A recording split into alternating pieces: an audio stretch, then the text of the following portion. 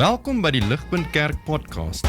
As Ligpunt Gemeente is dit ons begeerte om God te verheerlik deur disippels te wees wat disippels maak en 'n kerk te wees wat kerke plant. Geniet hierdie week se preek.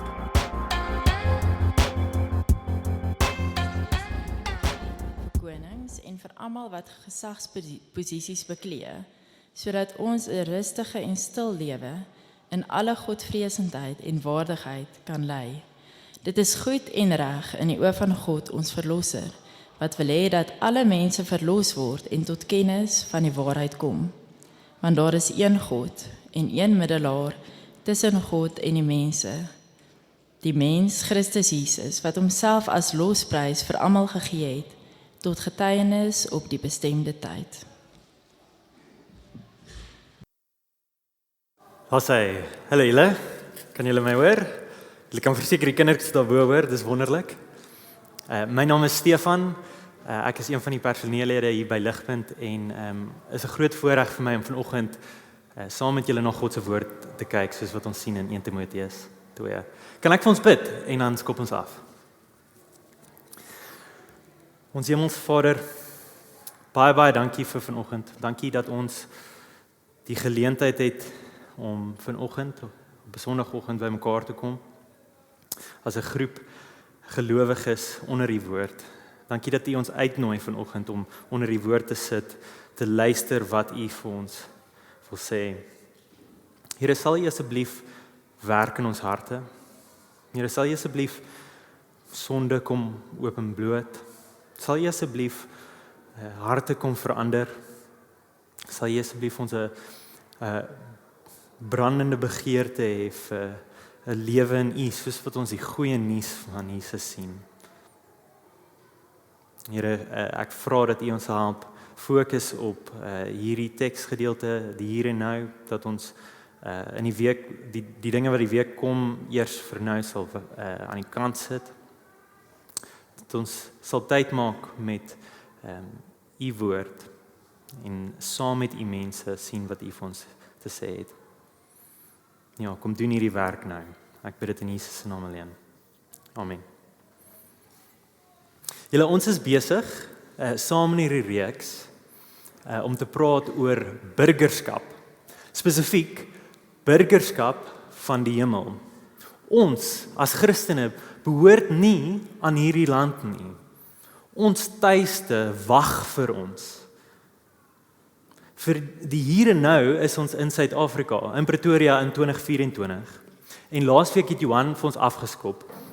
En hy het die eenvoudige punt gemaak dat ons perspektief moet hou oor die feit dat ons hemelse burgers is. Filippense 3 vers 20 lees die volgende: Ons burgerskap is egter in die hemel, vanwaar ons as verlosser die Here Jesus Christus verwag. Wat 'n wonderlike nuus. Ons behoort aan God, die Vader, en ons is gered deur Jesus. Ons sien uit na 'n lewe na die dood. 'n Ewigheid waar ons waarlik tuis gaan voel. Ons gaan nie meer sukkel en stry teen onsself nie, nee, ons gaan opnuut gemaak wees. Maar ons is nie nou heeltemal daar nie, is ons. Ons is hier in Pretoria. En so, hoe lyk dit vir my en jou om as hemelse burgers te lewe? Wat is die kenmerke van hemelse burgers? Wat is die verskillende voorregte en verantwoordelikhede wat ons het? Een van my vriende het onlangs 'n nuwe kar gekoop en saam met nuwe karre kom 'n klompie verantwoordelikhede en 'n klompie voorregte. Jy het 'n verantwoordelikheid om elke jaar 'n nuwe lisensieskyf te kry. Jy moet gereeld die kar diens, jy moet petrol ingooi en jy moet seker maak die bande is reg. Maar jy het die voorreg om van punt A na punt B toe te gaan. Jy het die voorreg om nie alleen daartoe te gaan nie, jy kan klomp mense in jou kar druk en saam met hulle daartoe gaan. En jy het die voorreg van aircon op 'n warm dag. Maar die vraag is, soos wat my vriend sy kar gekry het, wat is die heel eerste ding wat hy gaan doen as hy 'n nuwe kar gekoop het? Wat is die heel eerste ding wat hy gaan doen? Ek weet wat ek sou doen. Ek sou ry na 'n stilstraat toe en ek sit my voet net so bietjie harder op die petroltrap asof ek weet verantwoordelik is, net om te voel, wat is hierdie krag van hierdie nuwe kar wat ek gekoop het? In hierdie reeks gaan ons saam gesels in die volgende paar weke oor die kenmerke van hemelse burgers. Wat is die voorregte en verantwoordelikhede wat ons het? Ek het dit op die skerm daar vir ons oor die verskillende temas wat ons oor gaan praat in die volgende paar weke. Hemelse burgers, gewaarsku, goeie dade, hulle is gereed, getuienis, gemeenskap, gehoorsaam. Dis alles van volgende week af waarna ons gaan kyk. Maar vandag, wat is daai heel eerste ding wat ons gaan doen? Soos wat ons hoor, ons is hemelse burgers, soos wat ons hierdie nuwe identiteit het. Waarop gaan ons fokus vandag? Dit begin met 'n G. Ons gaan praat saam oor gebed. Spesifiek gebed vir ander. En so, hou asseblief jou blaadjie by die rand. Kyk saam met my wat God se woord te sê het oor gebed vir ander. Hoe lyk dit vir ons om die petrol te trap op die voorregte en verantwoordelikhede van hierdie roeping wat God vir ons gegee het? Ons is vandag in 1 Timoteus 2 en tot en met nou in die boek van 1 Timoteus skryf Paulus aan Timoteus en hy sê Timoteus, lewe 'n lewe wat waardig is aan die evangelie, wat gekenmerk word deur die evangelie. Anders as hierdie valse leraars wat wil hê jy moet wegbeweeg van Christus en wat wil hê jy moet fokus op geslagsregisters en dinge bo-op Jesus, moenie dit doen nie. Lewe 'n lewe wat waardig is aan die evangelie, wat gekenmerk is deur die evangelie. En so, om dit te sê in woorde van ons reeks, lewe as 'n hemelse burger. Maar hoe lyk dit om te lewe as 'n hemelse burger? Hoe lyk dit? Paulus sê Timoteus, jy roep my om te lewe as 'n lewe te lewe waardig aan die evangelie, maar hoe lyk dit? En dit is juis wat Paulus dan vir ons sê in ons teksgedeelte. Sien julle dit sê daar, dit begin heel eerste versoek ek, vers 1. Heel eerste versoek ek dat julle bid. En so dis waarna ons kyk vanoggend. Twee dele van die preek wat ek wil hê ons moet saam volg. Die eerste een, hoekom? Hoekom gebed? En die tweede een, hoe? Nou, hoe lyk dit? As ek weet hoekom, hoe lyk dit dan om te bid? Ons spring in die hoekom. Wat is die eerste ding wat hemelse burgers na toe geroep word? Hulle word geroep, vers 1, tot smekinge, gebede, voorbidding, danksegging. Dit wil sê, allerhande soorte gebede, volg verder, vir alle mense, spesifiek vir ons leiers, en vir 'n stil en rustige lewe. Hierdie dinge in vers 1 en 2 voel redelik eenvoudig. Here, ek bid vir alle mense en ek bid vir my leiers vir 'n stil lewe. Amen. Dit klink nie soos 'n baie kragtige gebed nie, doen dit. En die rede hoekom ons nie net dit sê nie, is omdat ons moet hoor wat agter hierdie gebed lê, die hoekom, voordat ons verder kyk na die hoe. Ons moet hoor, wat is Paulus se hart agter die oproep tot gebed? Hoekom behoort ons te bid? En dit sal vir ons dan vleis gee aan die gebede vir hierdie drie dinge, vir alle mense, spesifiek vir ons leiers, en vir 'n stil en rustige lewe. En Paulus antwoord die hoekom vraag spesifiek vir ons in vers 3 tot 6. En so op julle blaadjies, ons gaan eers bietjie tyd spandeer in vers 3 tot 6. Vers 3 en 4 is regtig die kern van die hele boek van 1 Timoteus. Dis is ongelooflike woorde, lees dit saam met my. Dit is goed en reg om te bid in die oë van God, ons verlosser, wat wil hê dat alle mense verlos word en tot kennis van die waarheid kom. Julle, hierdie is ongelooflike soet woorde. Laat dit bietjie insink. Dis baie duidelik, baie reguit, baie direk. Hierdie is God se hart vir alle mense. Hy wil hê dat alle mense verlos word en tot kennis van die waarheid kom wat in hom is. So dink vir jouself wat so God se hart is teenoor jou soos wat jy hier so sit en vir die persoon langs aan jou. Vir ons kerk, vir ons land, ja vir elke persoon in hierdie wêreld is dit sy hart. Hy wil hê dat hulle verlos word en tot kennis van die waarheid kom. Dis die beginpunt. En is dit nie 'n bemoedigende punt nie, julle? Is dit nie ongelooflik bemoedigend dat die persoon wat in beheer is, die verlosser,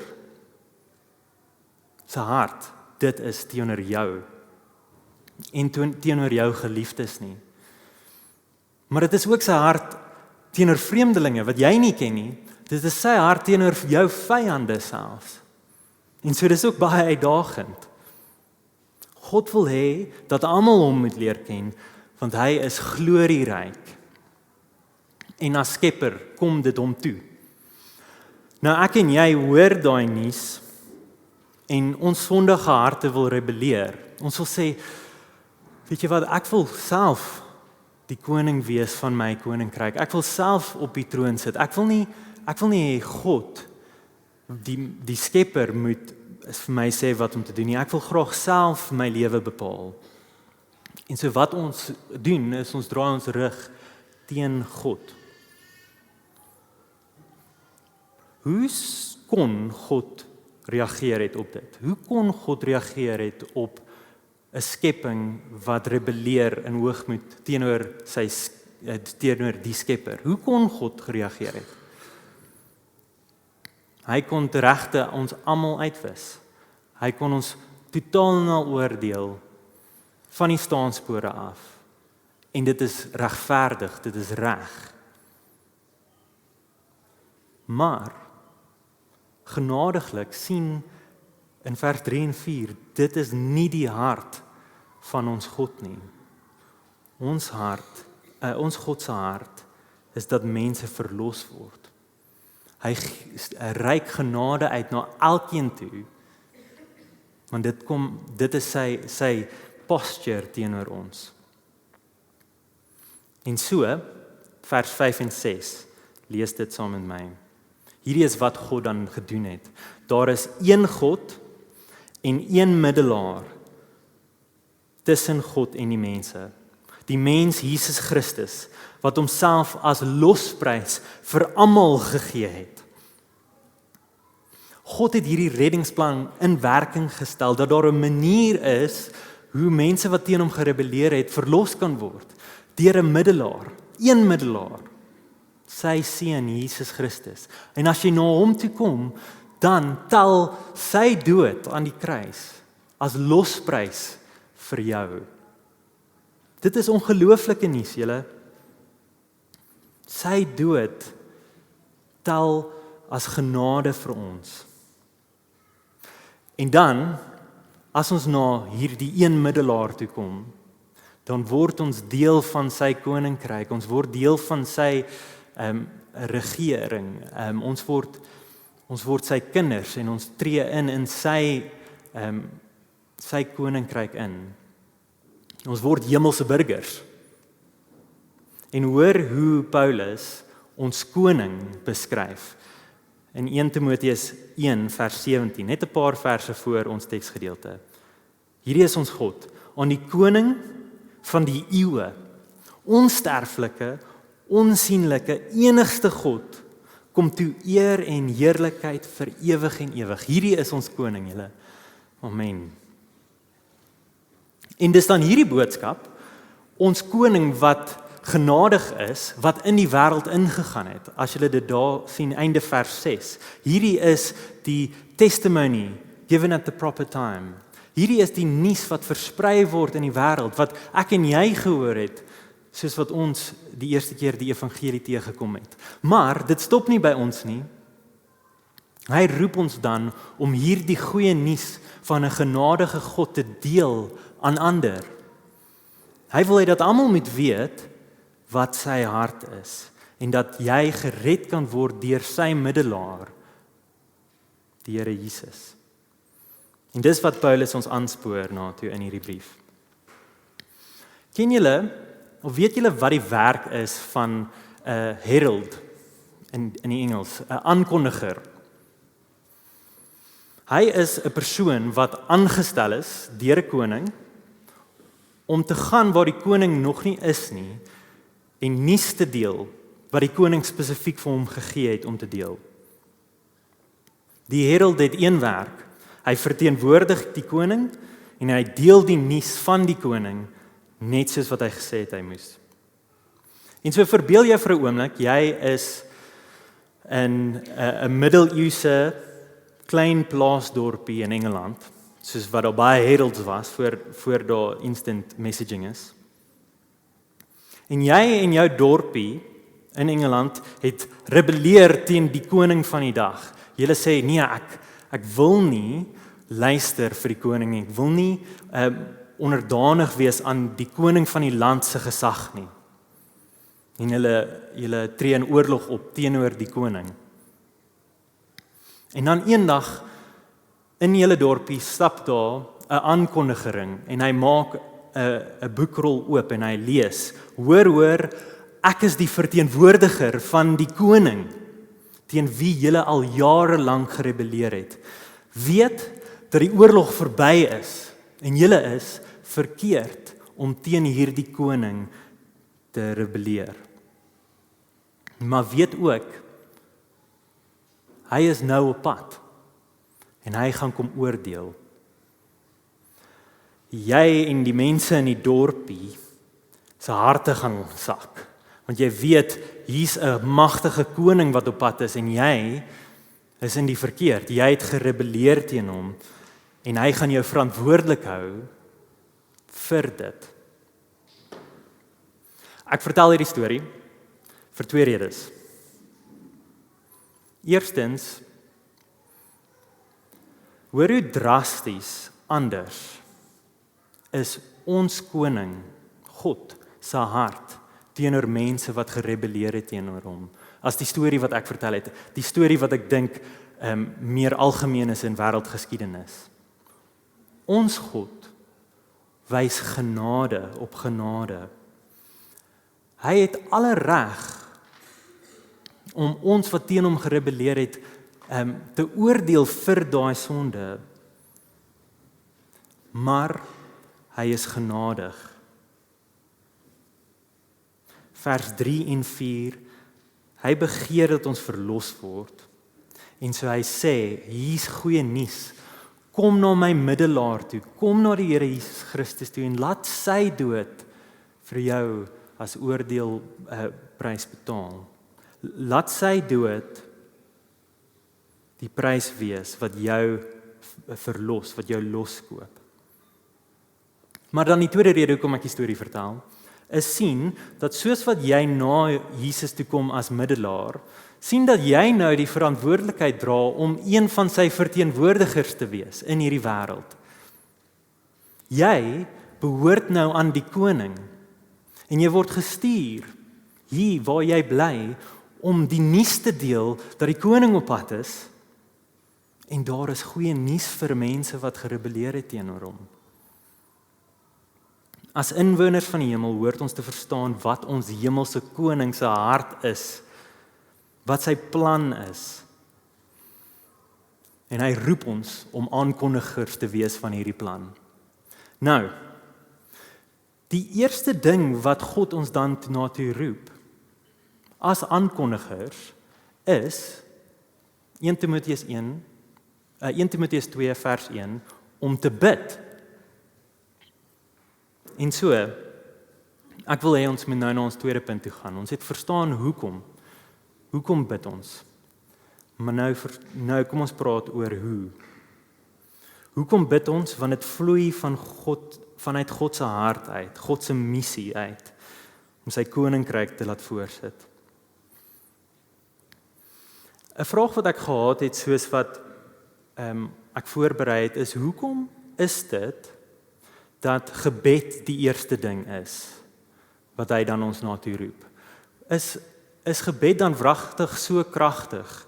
Dit voel vir my asof gebed dikwels 'n vreeslike persoonlike ding is, net tussen my en God, en ek sien nie aldag die krag nie. Dit voel asof ek teen die dak vasbyt. Dit voel moeilik om te verstaan hoe God my gebede gebruik om sy koninkryk voor te sit. En so dis 'n belangrike punt om oor te gesels. Gebed is die manier wat ons inkoppel aan die krag van God. Die krag van God ontgin, want dit is 'n persoonlike verhouding met die God van die heelal. Jy praat met God, die Skepper.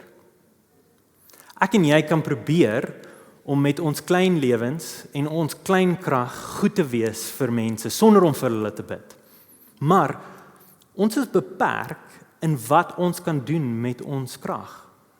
Ons sfeer van invloed is baie klein, maar nie so met ons God nie.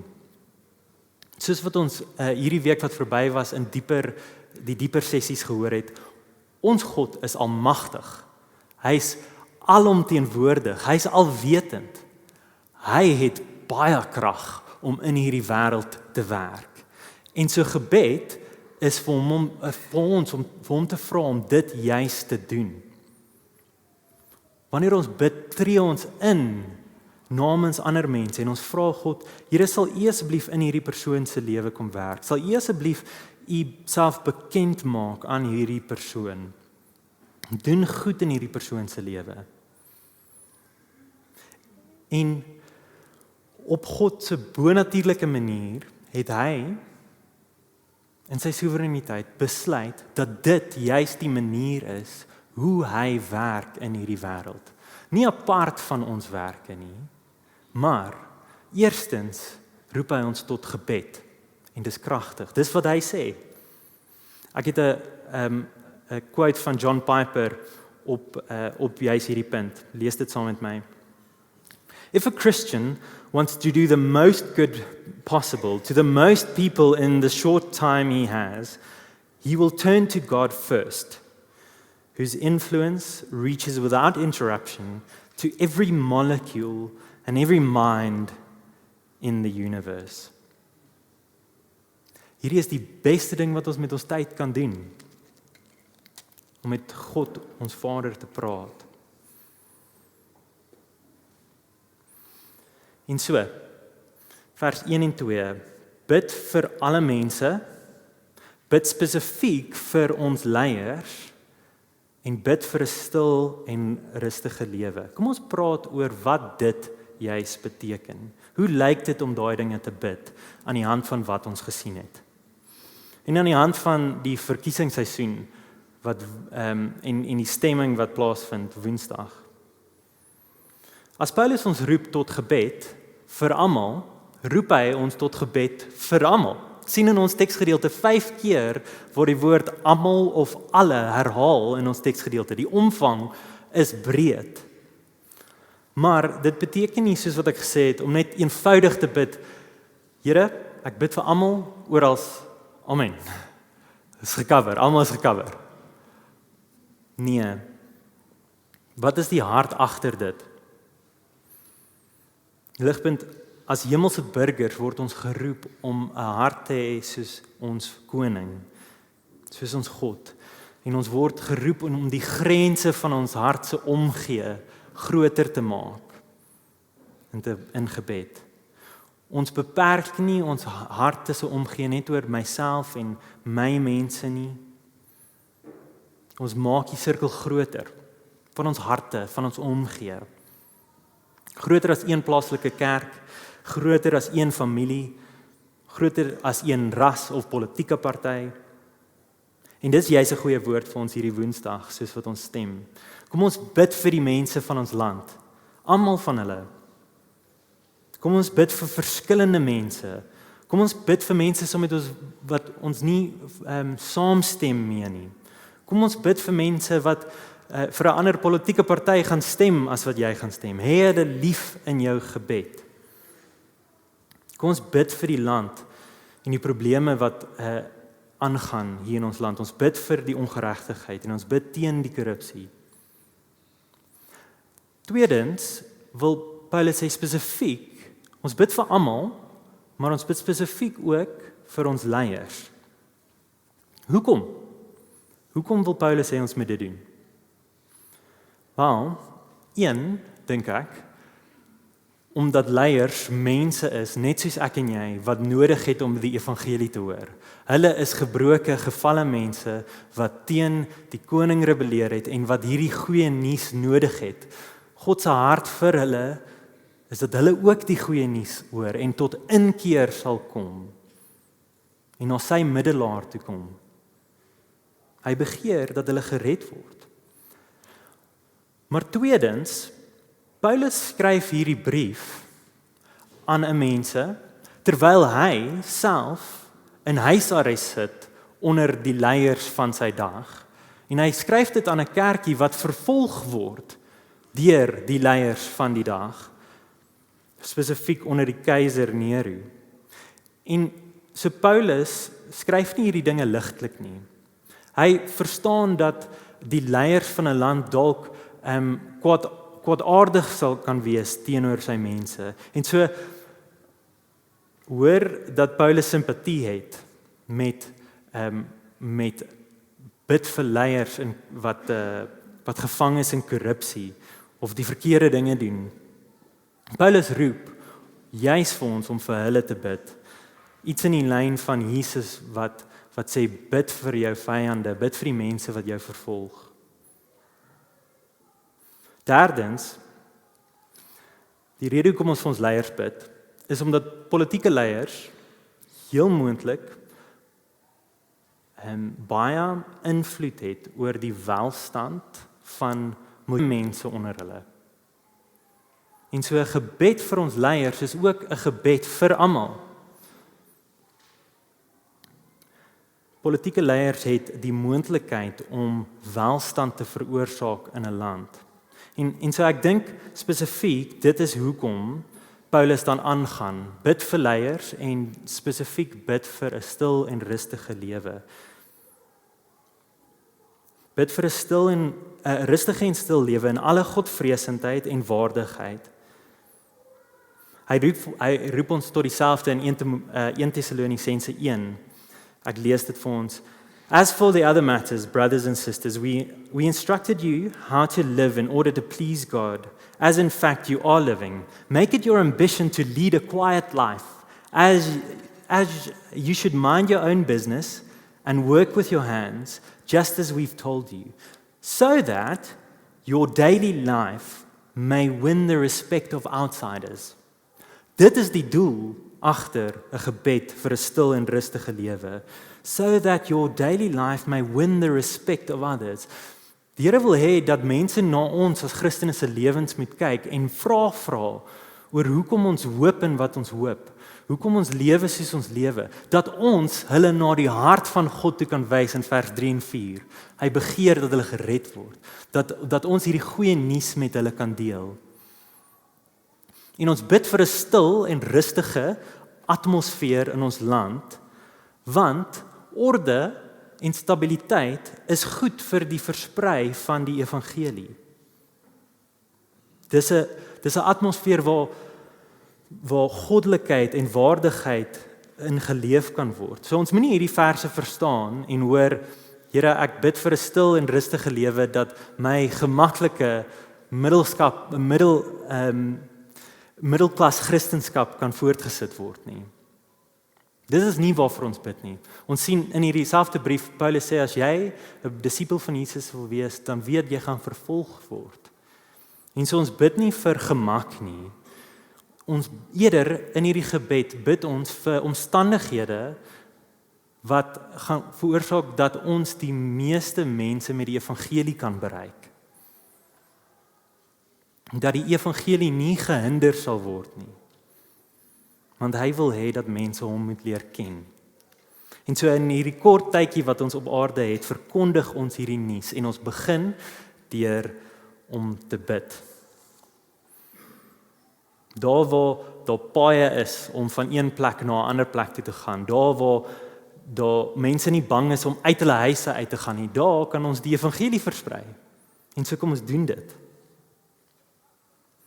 En so ek wil graag saamvat wat ons oor vandag gepraat het en uit 1 Timoteus uitgesien het. Ons as hemelse burgers word geroep om gekenmerk te wees deur gebed vir ander, sodat hulle die hart van God vir hulle sal raak sien en na Jesus toe kom, hulle middelaar. En so in die lig van die verkiesing wat hierdie Woensdag plaasvind, wil ek graag vir ons afsluit met die volgende: 'n gebed wat my getref het, soos wat ek voorberei het. Lees dit asseblief saam met my. Kom ons gebruik dit as 'n gebed. May we never forget, brothers and sisters in Christ, we are also aliens and exiles in this land. We are not at home in South Africa or anywhere in this world. We do not pray simply for the prosperity of every land. We pray for magnificent advancement of the saving purposes of God in every land. And to that end, we say, Almighty God, ruler of heaven and earth, grant to our president and the thousands of others people in high positions that the decisions they make will create conditions in which the good news of Jesus Christ will bear the most fruit for the salvation of men and for your glory. Amen. Amen.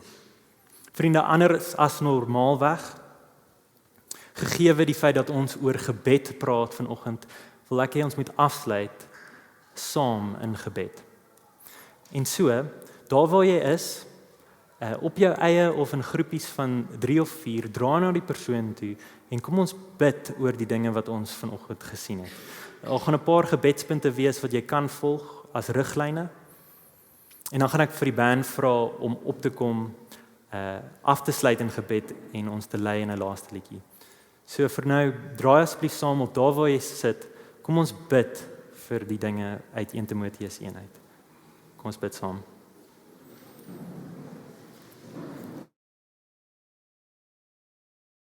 Vir meer inligting oor Ligpunt Kerk, besoek gerus ons webwerf op www.ligpunt.com of kontak ons gerus by info@ligpunt.com.